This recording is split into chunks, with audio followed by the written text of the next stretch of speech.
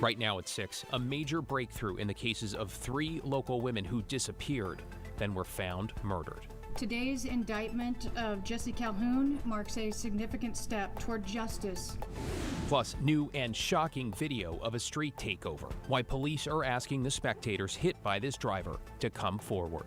Then, we have to get here early and ask them to move because they adopt sleeping in the door of the clinic.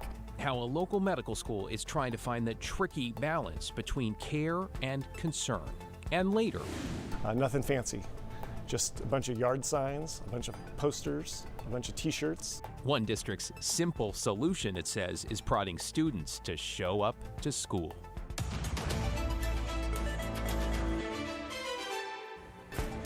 Thanks for joining us. I'm David Molko. We begin at 6 with an indictment in a series of suspicious deaths across the Portland area, with Jesse Calhoun now charged with murdering 3 women. Investigative reporter Kyle Aboshi broke the news last week that a grand jury was hearing evidence in the case.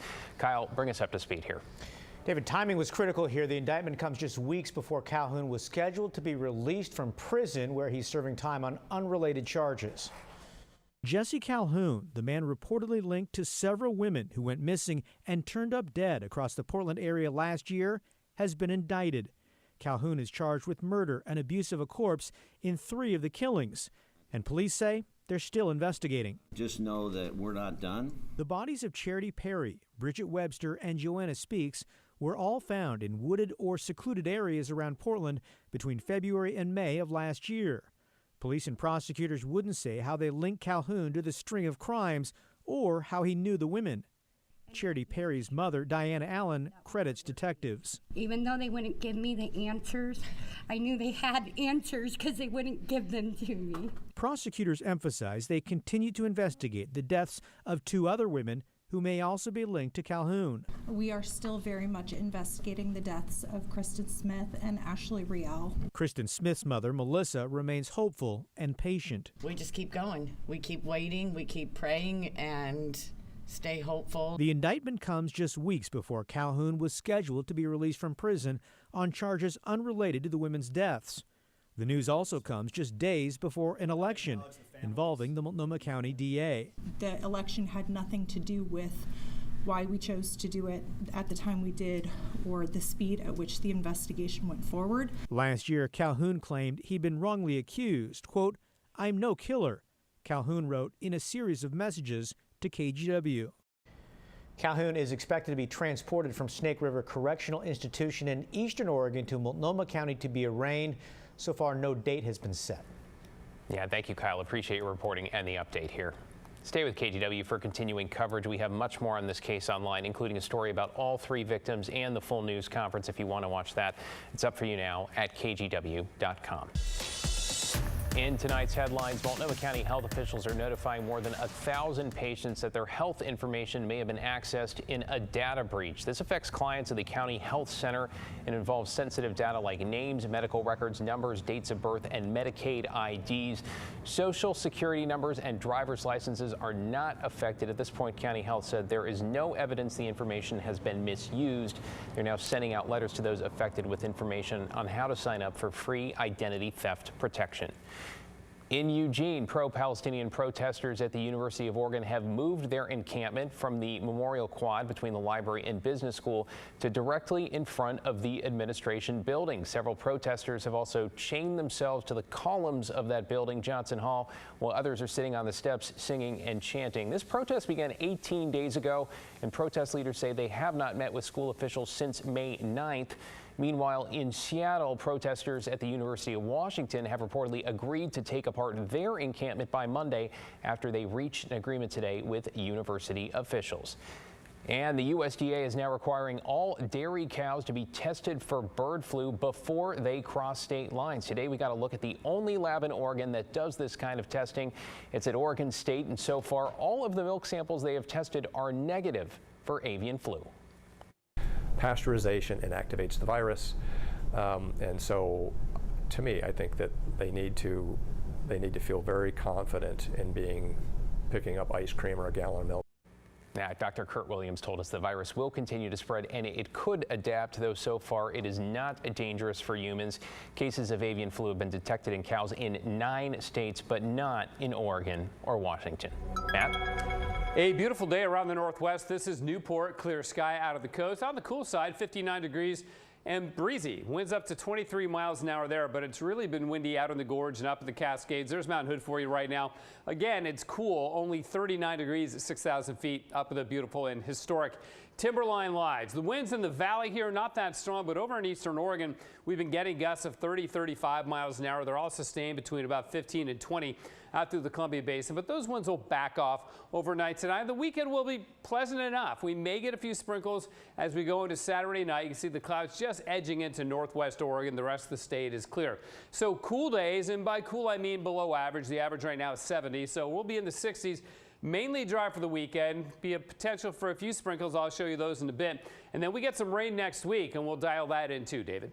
Thanks, man. Looking forward to hearing that.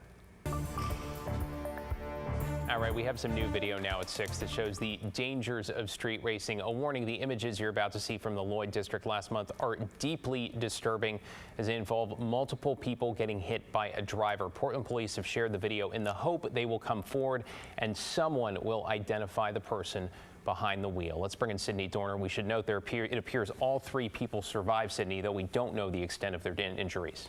That's right, David. Portland police say the street racing event started at around 3 a.m. over a month ago on April 14th near the Moda Center. They hope the hundreds of people who attended can help them track down this one reckless driver.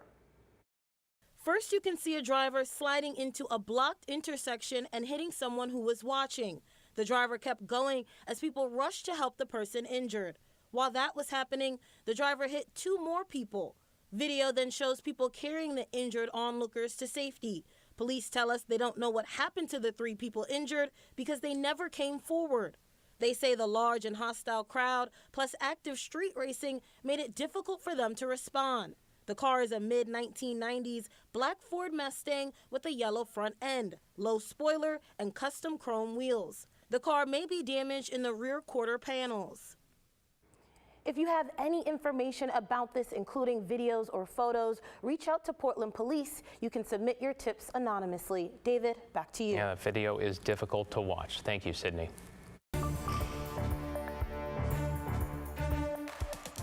I wish their situation was better, but it also is very disruptive to us providing care for our patients.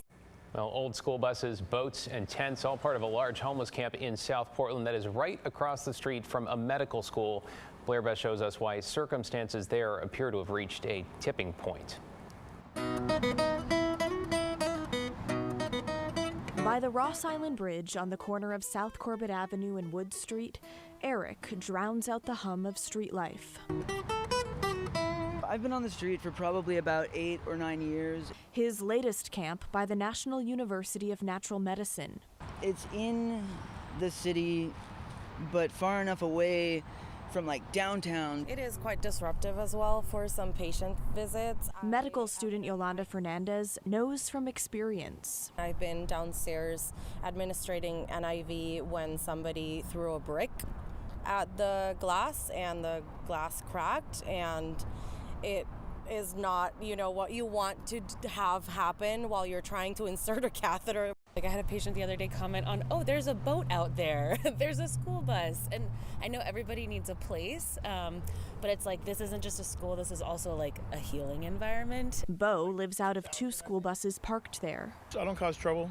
I try to keep my stuff picked up. The city recently posted his vehicles for removal. Everybody wants us to get, off the streets, out of the tents and all that. And then, we go and we get a vehicle, and then they don't even let us park on the road. A spokesperson for the medical school told KGW in a statement they have been in communication with local authorities, but despite their concerns, there has not been significant action from the city. Portland police say they've been called to the camp and school twice this month, most recently Friday morning for report of an unwanted person. Everybody has an issue with us being out here. No one wants to fix it. No one wants to take accountability for shit. But everybody wants to have a problem with the lifestyle we choose to live as human beings.